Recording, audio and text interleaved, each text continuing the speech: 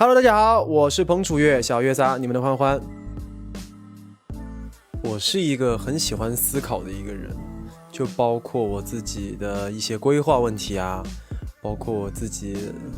就细到要不要去健身啊，我觉得我很喜欢思考，而且喜欢晚上思考。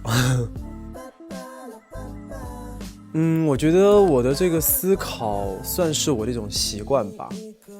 从大学开始就会比较爱思考。对于我的专业啊，对于我的生活，我都会经常思考。我去创造营这件事情，其实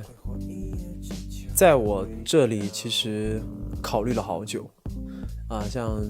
现在已经7月份了，去年的7月份的时候，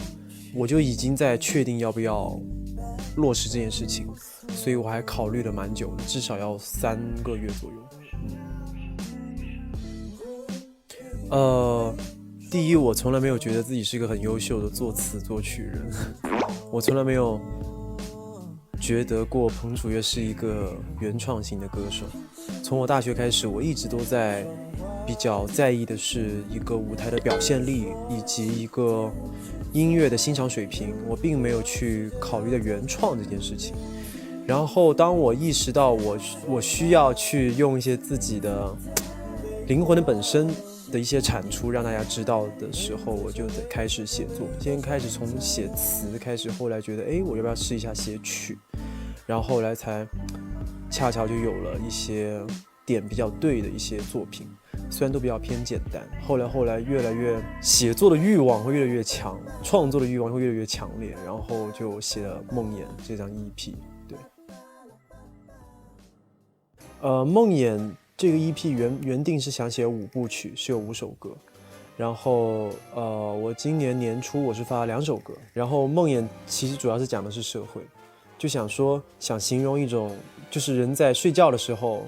挣脱不了的一种束缚感。对，就是叫梦魇，它是有一个科学的解释。然后我觉得这个虽然听起来很重，意思很重，但我觉得还蛮切合的，所以我就用梦魇，就大胆一点。那个是我第一次大胆尝试，我就想在去创造营之前把它发了，因为我想让大家知道我其实是一个很敢、很愿意去尝试的这么一个人。我觉得作曲对我来说会偏难一点，因为我是一个比较偏完美主义的一个人。旋律如果没有达到我心里的一个预判的话，我会直接否掉，直接不要。我是先写曲再写词，但一般写曲的话我得撞。因为我的写曲风格可能跟大家不一样，我不是靠乐器，我不是靠和弦，我是靠一时的一个灵感然后哼唱，就是等于是随意。一般诞生于晚上。就像这种内心比较敏感的人，觉得会晚上会胡思乱想一些。晚上是我的一个灵感爆发的一个时候，有时候下午也会。怎么说？我现在的状态，我先得承认一点，就是我现在的状态其实很好。关于遗憾这件事情，人生总会有遗憾。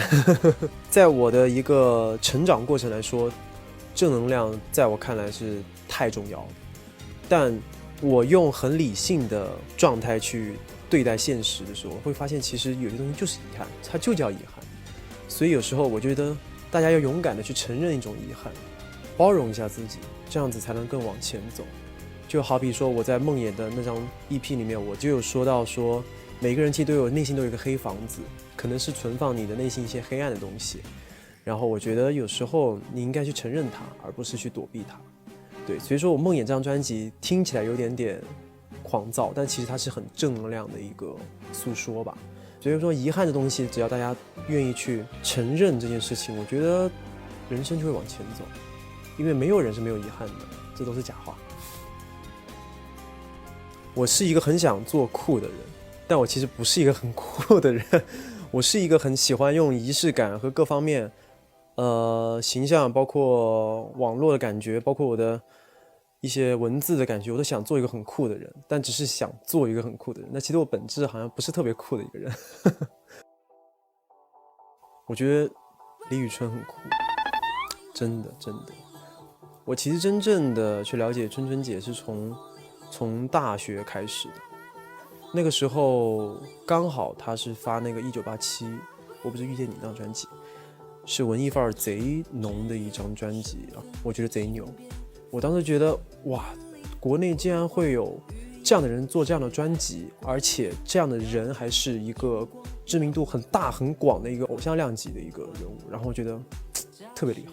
然后之后在燃烧吧少年接触到之后，我觉得他真的就是很厉害、很有想法的一个人，他是我现在的一个目标，真的。他的之后的专辑，从野蛮生长到流行，到即将要发行的专辑，我觉得我都很期待。我要做一个有概念、有想法的人，有思考的人。应该是把我没有看的东西都看了吧，比如说《海贼王》，《海贼王》我缺了好多好多话，我刚在化妆时候我还在看，我还没看完那个就是《权力游戏》，听说结尾然后不是很理想，但我还在考虑要不要把它看完，对，因为我很怕打破我的那个幻想。对，《复联4》呢，我现在还没看，我一直想找时间，然后去找一个私人影院，然后把它给补了。因为我是漫威大迷，我觉得得去补一补，然后去影院里补，不能在电视机前补。我从来好像都没有疏解过压力，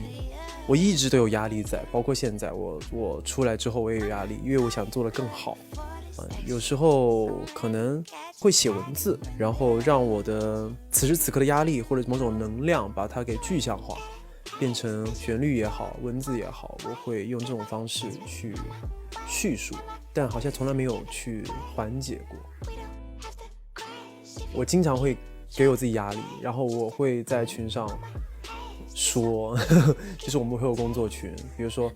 我也会很急，但其实现在规划其实满满的了。我的那种急呢，不是一种不好的东西，我是觉得我不想再浪费时间了。我觉得我的最大的收获是我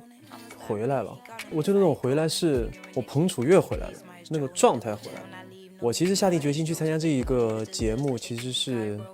做了很多的心理预判，我不知道会发生什么，我把最坏的打算和最好的打算我都去想象过，因为你知道就是一定会这样想的，不可能说奋不顾身去做这件事情，因为跟我参加燃烧吧少年的那个感觉不一样，因为我是属于一个比较尴尬的一个状态。